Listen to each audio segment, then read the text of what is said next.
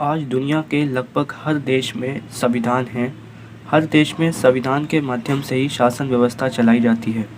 कोई भी देश आज आप देख लो, हर देश में आपको संविधान मिलेगा। हमारा भारत कई सालों तक गुलाम रहा, लेकिन जब गुलामी से उसे आज़ादी मिली तो सबसे पहले हमारे भारत ने संविधान बनाया। तो ऐसे में ये जानना ज़रूरी हो जाता है कि संविधान आखिर है क्या और ये हमारे लिए क्यों ज़रूरी है। आज की इस वीडियो में हम संविधान के बारे में एक एक चीज़ समझेंगे, एक एक बारीकी समझेंगे कि आखिर संविधान क्या है और इसको क्यों अपनाया जाता है किसी देश में। स्वागत है आपका एक बार फिर से हमारे channel concept up to root में। चलिए बिना टाइम वेस्ट किए इस वीडियो को स्टार्ट करते हैं। संविधान क्या है, इससे पहले ये समझ लेना ज़रूरी है कि संविधान आखिर क्यों है, यानी संविधान की आवश्यकता हमें क्यों पड़ती है। अगर हमें किसी की भी आवश्यकता को जानना है तो हमें उसकी ज़रूरत को समझ लेना चाहिए, यानी कि उसके कार्यों को समझ लेना चाहिए कि उसके क्या कार्य हैं। एग्जाम्पल के लिए एक डॉक्टर की हमें क्यों आवश्यकता है, इसका जवाब काफ़ी सरल है, उसके कार्य। यानी उसके क्या कार्य हैं। डॉक्टर क्या करता है, मरीज़ों का इलाज करता है, लोगों को एक अच्छा जीवन प्रदान करता है। इसी वजह से हमें एक डॉक्टर की आवश्यकता पड़ती है। इसी तरह हम संविधान की आवश्यकता को जान सकते हैं उसके कार्यों के माध्यम से।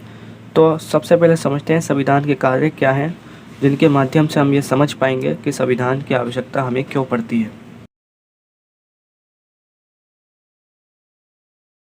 संविधान का पहला कार्य ये है, संविधान क्या काम करता है, नियमों का ऐसा समूह प्रदान करता है जिससे किसी समाज के सदस्यों में एक न्यूनतम समन्वय और विश्वास बना रहता है। ये संविधान का पहला कार्य होता है। संविधान एक्चुअल में क्या करता है, नियमों का एक समूह हमें प्रदान करता है जिसमें नियम लिखे हुए होते हैं संविधान में बेसिकली कि क्या चीज़ किसको किस चीज़ का अधिकार है, किसको क्या अधिकार है। ठीक है, वो नियमों का समूह उसके अंदर लिखा होता है। पर नियम नहीं होंगे तो हर नागरिक अपने आप को कैसा महसूस करेगा, असुरक्षित महसूस करेगा और हमेशा उसे डर लगा रहेगा कि कहीं मेरी संपत्ति कोई छीन ना ले, कहीं मेरे घर में चोर ना आ जाए। तो इसी वजह से नागरिकों की सुरक्षा के लिए जो संविधान है वो ऐसे नियमों का समूह हमें प्रदान करता है ताकि लोग सुरक्षित जीवन जी सकें। अब जाहिर बात है, नियमों का समूह है तो लोग सुरक्षित जीवन जी रहे हैं। संविधान का दूसरा कार्य ये स्पष्ट करना है कि समाज में निर्णय लेने का अधिकार किसके पास होगा, और संविधान ये भी निश्चित करता है कि सरकार का निर्माण किस प्रकार होगा। यह संविधान का दूसरा कार्य है। वो समाज को ये बता देता है कि भैया निर्णय लेने का अधिकार किसके पास होगा, ठीक है, और सरकार का निर्माण कैसे होगा। सारी बातें संविधान के माध्यम से हम जान सकते हैं। संविधान का तीसरा कार्य, संविधान का तीसरा कार्य क्या है कि सरकार द्वारा अपने नागरिकों पर लागू किए जाने वाले कानूनों की कोई सीमा तय करना। यानी कि भैया तीसरा कार्य संविधान का क्या है। संविधान का तीसरा कार्य बेसिकली ये है, अक्सर क्या होता है, कुछ देशों में शासक ऐसे होते हैं जो नागरिकों पर उल्टे सीधे प्रतिबंध लगा देते हैं, उल्टे सीधे कानून थोप देते हैं, जो एक तरीके से ऐसे होते हैं, अनैतिक होते हैं। ठीक है, जैसे एग्जांपल के लिए कोई भी शासक है, किसी भी देश का शासक है और वो अपने नागरिकों में क्या करता है, कुछ नागरिकों को बढ़ावा देता है, ठीक है, कुछ नागरिकों को बढ़ावा नहीं देता। ठीक है, कुछ नागरिकों की जो सुविधाओं में वृद्धि करता है, कुछ नागरिकों की सुविधाओं में वो कटौती करता है। तो ऐसे में क्या होता है, वो जो जिन नागरिकों पे जुल्म हो रहा है, जिन नागरिकों के साथ भेदभाव हो रहा है, ठीक है, वो नाराज़ हो जाएंगे। ठीक है, तो इसी को देखते हुए मद्देनज़र संविधान बेसिकली ये कह रहा है कि भाई जो सरकार है वो अपने नागरिकों पर एक सीमा तक ही कानून थोप सकती है, यानी उसकी एक लिमिट है। वो अपनी लिमिट से बाहर कोई भी कानून नहीं थोप सकती। चौथा कार्य ये होता है, यह सरकार को ऐसी क्षमता प्रदान करना जिससे वह जनता की आकांक्षाओं को पूरा कर सके, और एक न्यायपूर्ण समाज की स्थापना के लिए उचित परिस्थितियों का निर्माण कर सके। ये संविधान का चौथा कार्य होता है। यानी ये संविधान क्या काम करता है, सरकार को एक क्षमता प्रदान कर देता है, एक शक्ति प्रदान कर देता है।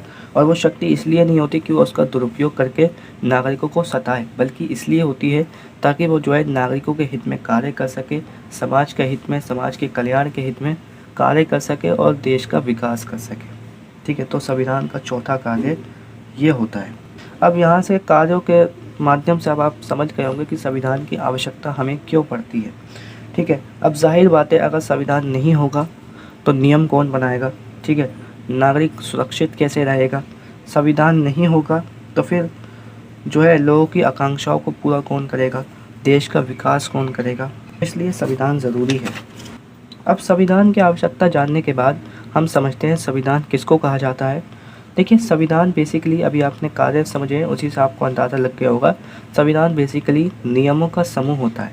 संविधान नियमों का समूह होता है या फिर ऐसी पुस्तक होती है जिसके माध्यम से किसी देश की शासन व्यवस्था चलाई जाती है। ठीक है भाई, हर देश में संविधान होता है, लेकिन यहाँ पे एक बात समझने के लिए है कि कुछ देशों में तो संविधान लिखित रूप में होते हैं, जैसे भारत भाई एक अपनी एक पुस्तक है। लेकिन कुछ देशों में संविधान अलिखित होते हैं, जैसे इंग्लैंड। इंग्लैंड के पास कोई ऐसी पुस्तक नहीं है जिसको हम संविधान कह सकें। ठीक है, उसने बस एक नियम बना रखे हैं और उनके माध्यम से वो जो है चलता है। तो संविधान का अगर अर्थ देखा जाए तो नियमों का समूह ही इसका अर्थ होता है। ठीक है, अब बात करते हैं एक और चीज़ की संविधान से रिलेटेड है कि संविधान के प्रभावी होने के अनेक सारी संविधान क्या प्रभावी है, संविधान क्या प्रभावी है, यानी क्या संविधान एक्चुअल में देश का विकास कर पाएगा। ठीक है, भेदभाव को कम कर पाएगा। ये बात इम्पोर्टेंट है क्योंकि कुछ देश हैं जिसमें ये संविधान सफल हुआ है और बहुत सारे देश ऐसे भी हैं जहाँ पे संविधान असफल हुआ है। जैसे एग्जाम्पल के लिए भारत, दक्षिण अफ्रीका, अमेरिका के संविधानों को सफल संविधान बोला जाता है क्योंकि यहाँ पे जो संविधान है बेहद सफल हुआ है। ठीक है, लेकिन बहुत सारे देश ऐसे भी हैं जहाँ पे संविधान सफल नहीं हुआ। तो संविधान सफल कहाँ होता है और संविधान असफल कहाँ होता है, इसके कई रीज़न्स हैं। आइए उनको समझते हैं।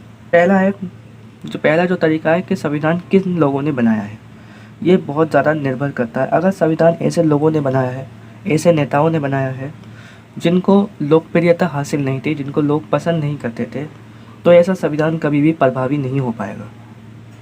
ठीक है, लेकिन इसके जस्ट अपोजिट ऐसा संविधान जिसको लोकप्रियता प्राप्त है, जिसको लोग पसंद करते हैं, जिन नेताओं को लोग पसंद करते हैं, उन नेताओं के द्वारा जो है बनाया गया संविधान एक सफल संविधान की विशेषता में आता है। जैसे एग्जाम्पल के लिए भारत की अगर हम बात करें, भारत जब अंग्रेज़ों का गुलाम था, अंग्रेज़ों से आज़ादी मिलने के बाद जब संविधान बनाया गया तो संविधान ऐसे नेताओं के द्वारा बनाया गया जिन्हें लोकप्रियता प्राप्त थी, जिन्हें लोग पसंद करते थे।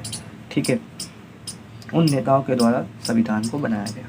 दूसरा, एक सफल संविधान की ये विशेषता होती है कि देश के हर व्यक्ति को संविधान के प्रावधानों का आदर करने का कोई ना कोई कारण अवश्य देता है। भाई जाहिर बात है, अगर संविधान में अच्छी बातें छिपी हैं, भाई अगर संविधान में ये बातें लिखी हैं कि सभी के साथ कोई भेदभाव नहीं किया जाएगा, सभी को समान माना जाएगा, ठीक है, सभी किसको स्वतंत्रता दी जाएगी, सभी के साथ न्याय किया जाएगा, अगर संविधान में ये बातें हैं तो जाहिर बात है हर कोई संविधान को एक्सेप्ट करेगा और संविधान जो है प्रभावी होगा। लेकिन जस्ट अपोजिट एक ऐसे संविधान की हम जो है रचना करते हैं या सोचते हैं, उसके बारे में इमेजिन करते हैं, जिसमें ना तो ये कहा गया कि भाई आपको न्याय दिया जाएगा, बल्कि उसमें कहा गया है कि भाई बहुसंख्यकों को ये शक्ति प्रदान है, अल्पसंख्यकों को ये शक्ति प्रदान है। ठीक है, यानी कि बहुसंख्यक जो है यानी कुछ लोग, कुछ समूह या कुछ वर्ग जो है उनको ये अधिकार मिले हुए हैं, जबकि तुम्हें कोई अधिकार नहीं है। यानी कुछ वर्गों को ज़्यादा अधिकार दे रखे हैं और कुछ वर्गों को कोई अधिकार दे ही नहीं रखा। यानी यहाँ पे ना तो समाज में स्वतंत्रता दे दी गई, ना न्याय दिया, ना समानता दी गई। यानी ऐसे संविधान को फिर कोई भी नहीं मानेगा और वो जो है जल्द ही ख़त्म हो जाएगा। ठीक है, तो संविधान की विशेषता यही है कि अगर उसमें हम एक सफल संविधान वही होता है जिसमें नागरिकों को ज़्यादा से ज़्यादा स्वतंत्रता, समानता और न्याय दिया जाए। ठीक है, तीसरी जो बात है वो है संस्थाओं की संतुलित रेखा। अब देखिए, एक संविधान ऐसा है जिसमें शक्तियों का बंटवारा है, यानी शक्ति सिर्फ एक के हाथ में नहीं है बल्कि शक्तियों का बंटवारा कर रखा है। जैसे भारत एग्जांपल इसका हम ले सकते हैं। जैसे यहाँ पे भारत में जो है संविधान में शक्तियों का बंटवारा कर रखा है। कुछ शक्तियाँ कार्यपालिका को दे रखी हैं, कुछ शक्तियाँ न्यायपालिका को दे रखी हैं और कुछ शक्तियाँ जो है विधायिका को दे रखी है। ठीक है, अब इससे क्या होता है, तालमेल बना रहता है और जो है कोई भी अपनी शक्ति का दुरुपयोग नहीं करता, क्योंकि अगर कोई शक्ति का अपना दुरुपयोग करेगा तो दूसरी संस्था उसको जो है ऐसा करने से रोक लेगी। ठीक है, बात आ रही है समझ में। लेकिन अगर इमेजिन करो एक ऐसा संविधान जो सिर्फ शक्तियों का बंटवारा नहीं करता बल्कि क्या करता है, वो सारी शक्तियाँ सिर्फ एक संस्था, एक व्यक्ति को सौंप देता है, तो ऐसे में क्या होगा, हो सकता है वो व्यक्ति या वो संस्था जो है क्या हो जाए, निरंकुश हो जाए और अपने नागरिकों को सताने लगे। ठीक है, विकास करने के बजाय। तो ऐसा संविधान भी अप्रभावी रहेगा। तो संविधान जो होता है वो संविधान सफल होता है जिसमें शक्तियों का बंटवारा होता है। वो संविधान कभी सफल नहीं होगा जिसमें शक्तियों का केंद्रीकरण होता है। ठीक है।